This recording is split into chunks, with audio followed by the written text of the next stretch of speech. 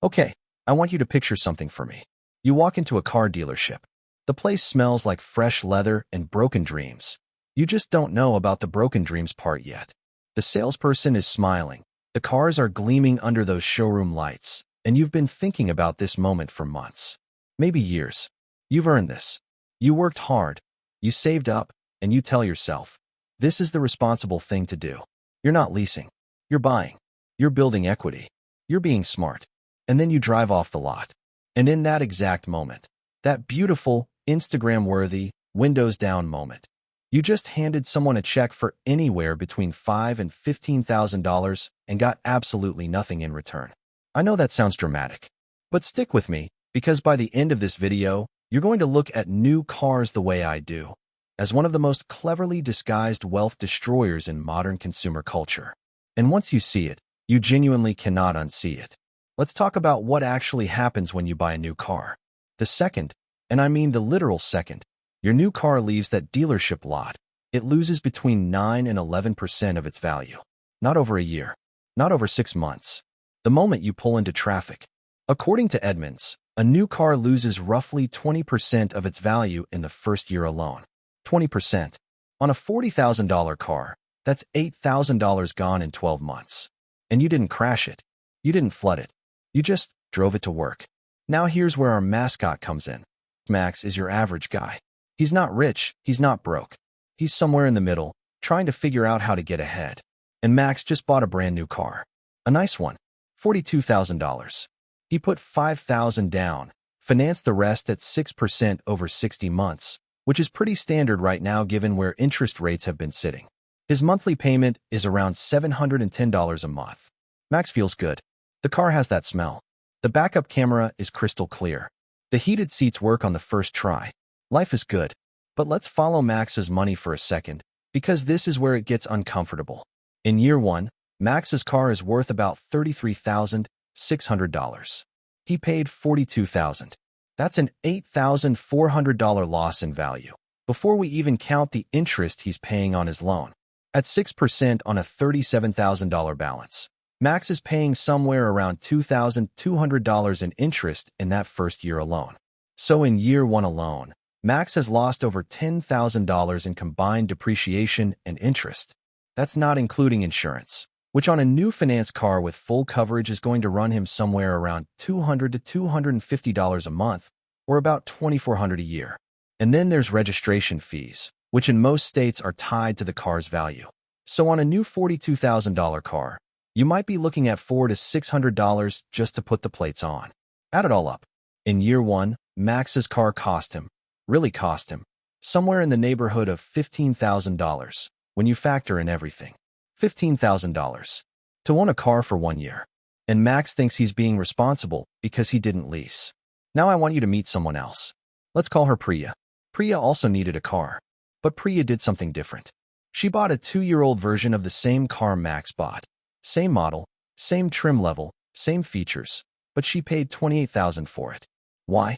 Because Max, or someone like Max, already ate that brutal first-year depreciation hit. Priya paid cash, or she financed a much smaller amount. Her insurance is lower because the car's value is lower, and she's driving a car that is, for all practical purposes, identical to Max's. The difference between Max and Priya in year one? Roughly $12,000 to $14,000. That's not a rounding error. That's a vacation. That's an emergency fund. That's 3 months of rent in most American cities. That's real money. But okay, let's go even deeper, because the real crime isn't just what the new car costs you today. It's what that money could have become. This is the part that genuinely keeps me up at night. Let's say instead of buying new, you bought used and invested the difference. Say the difference is $10,000, and that's conservative.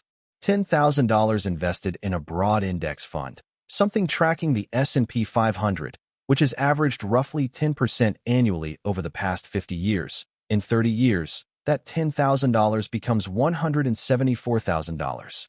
$174,000. From one car purchase decision. That is the cost of buying new. Not the sticker price. The actual cost. And most people do this not once, but every 5 to 7 years. They buy new, they trade it in just before it fully depreciates, and they start the cycle all over again. Every cycle, they're handing the dealership the biggest, fattest check of the transaction, that early depreciation, and letting someone else buy the car back at a discount. It's like a subscription service for losing money, and millions of people have signed up without ever reading the terms. Now, I can already hear what some of you are thinking. You're thinking, yep, but new cars have warranties. New cars are more reliable. New cars have better technology. I don't want to deal with repairs. And look, I get it. Those are real concerns. I'm not going to sit here and pretend they're not. But let me push back on each one, because none of them hold up the way we've been told they do. First, the warranty argument. Yes, new cars come with a manufacturer's warranty. Usually 3 years, 36,000 miles bumper to bumper, and 5 years, 60,000 miles on the powertrain. That sounds great. But here's the thing. Certified pre-owned programs have largely closed this gap. A certified pre-owned vehicle from most major manufacturers comes with an extended warranty that often picks up right where the original left off, and it's been inspected and reconditioned by the manufacturer themselves. So you can buy a 2 or 3-year-old car with tens of thousands of miles left on the original warranty, plus a CPO extension, for 20 to 30% less than new. The warranty argument, for CPO vehicles specifically, is almost completely neutralized. Second, reliability. According to Consumer Reports, the average new car's reliability in its first year is actually often worse than the same model a couple years later, because manufacturers work out defects and issue technical service bulletins over time. The sweet spot for reliability, according to most automotive data, is actually the 2 to 4-year-old range on a well-reviewed model. The car has been stress-tested in the real world, the known issues have been identified, and you can look them up before you buy. You're not a beta tester anymore. Third, technology. Okay, this one I'll partially concede.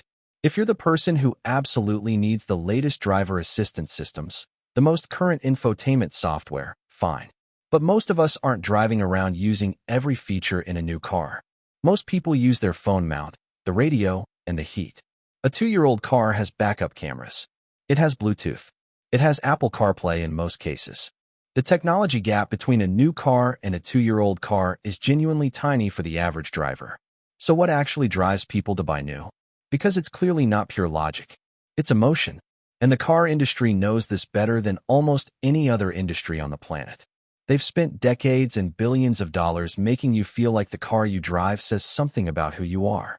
The new car smell, which by the way is literally the chemical off-gassing of plastics, adhesives, and solvents, it's not actually good for you, has been manufactured into a symbol of success. The dealership experience is engineered to make you feel powerful at the moment of purchase. The monthly payment framing, it's only $700 a month, is designed to disconnect you from the total cost. These are not accidents. This is 100 years of marketing science pointed directly at your dopamine system. And here's the stat that really crystallizes it for me. According to Experian's automotive finance data, the average new car loan in America is now over $40,000, with an average monthly payment that has crossed $700 for the first time in history. And the average loan term has stretched to 68 months, almost 6 years. People are financing cars for nearly 6 years at interest rates that have climbed significantly. They are, in many cases, paying interest on a car that is depreciating faster than they're paying down the loan. That's called being underwater. And according to Edmunds, roughly 1 in 3 Americans who trade in a car have negative equity. They owe more than the car is worth. And what do most people do? They roll that negative equity into their next loan. They're starting their brand new car purchase already $5,000 or $10,000 in the hole on a car they don't even own anymore. This is a debt treadmill. And it's one of the primary reasons people who earn good incomes still feel broke. It's not that they're not making money. It's that the money is flowing straight through them and into the pockets of lenders and manufacturers. Let me give you Max's full picture over 10 years, because I think this is where it really hits. Max buys new every 5 years. 2 cycles over 10 years. Each time, he eats the first-year depreciation, pays interest, trades in his car at around the bottom of its fastest depreciation curve, and starts over. Over 10 years, conservatively, the premium he's paying for buying new versus buying 2-year-old CPO vehicles is around $20,000 to $25,000. If he invested that delta, even in something boring and reliable, a simple index fund, at 10% average annual growth, over a 30-year career, that difference compiles into something that could meaningfully change his retirement picture. We're talking about the difference between retiring comfortably and retiring anxiously. Over one decision, made every 5 years at a car dealership. Now let's talk about what you should actually do, because I don't want this to just be 20 minutes of me yelling at you about depreciation curves. I want you to walk away with something actionable. The first thing is to reframe how you think about cars entirely. A car is a tool. It is not an investment. It does not appreciate. It does not build equity in any meaningful way. The goal with a car is to get maximum utility for minimum financial damage. That's it. Every dollar you don't overspend on a car is a dollar that can go to work for you somewhere it actually grows. The second thing is to target the 2 to 4 year old sweet spot. This is where you get the best combination of depreciation absorption, remaining life, available warranty coverage, and modern features. A 2-year-old car still has most of its useful life ahead of it. The original owner took the worst of the depreciation hit. You get to be Priya. Third, look specifically at certified pre-owned programs from manufacturers. Toyota, Honda, BMW, Mercedes. Most major brands have CPO programs with rigorous inspection standards and extended warranty coverage.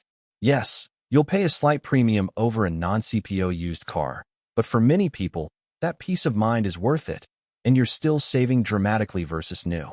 Fourth, and this is important, if you do finance, keep the loan term as short as you can stomach. I know the 68-month loan makes the payment look smaller, but you are paying thousands of extra dollars in interest to make the math look friendlier in the short term. A 48-month loan on a used car at a lower principal is dramatically cheaper over the life of the loan than a 72-month loan on a new car, even if the monthly payments look similar on paper. Fifth, if your situation allows it, consider how long you plan to keep the car before you buy. The longer you keep a vehicle, the more that initial depreciation hit gets amortized over time. The worst financial move is to buy new and trade in at 3 years. The math improves significantly if you buy new and keep it for 12 years.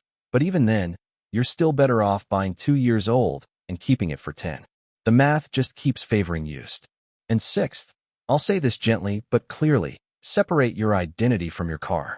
I know that sounds harsh, but a lot of the premium people pay for new cars is for the feeling of being someone who drives a new car.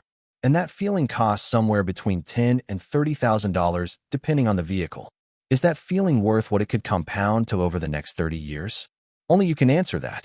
But I think if most people sat down and did the math, really did it, with a calculator and a quiet room, they'd have a very different answer than the one the dealership is hoping for.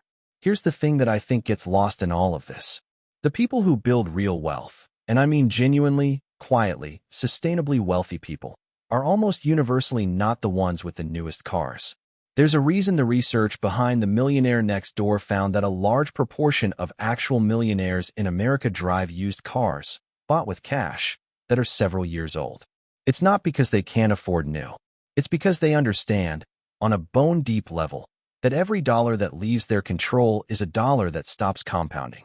They treat outflows seriously because they've seen what inflows do when they're protected and invested.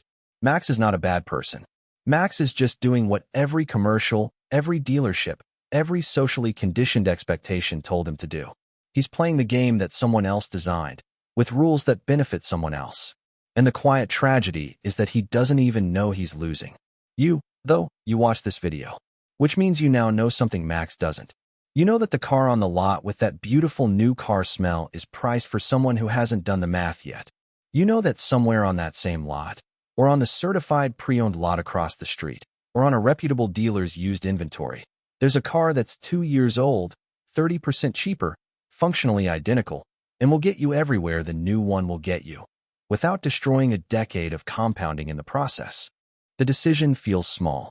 It happens on one afternoon, in one dealership, with one signature. But the financial consequences ripple forward for 30 years.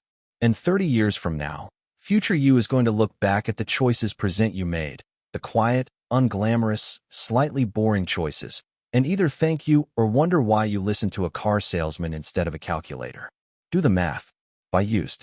Invest the difference. Let compounding do the heavy lifting. That's how you win.